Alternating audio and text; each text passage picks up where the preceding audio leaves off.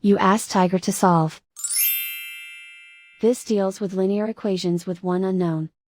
The final result is b equals 2. Let's solve it step by step. Remove the ones. A variable's value does not change when it is multiplied by 1, so we can eliminate it.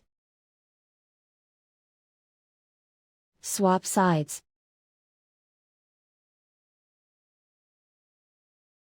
Group all constants on the right side of the equation.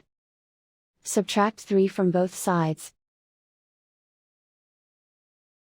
Group like terms. Simplify the arithmetic.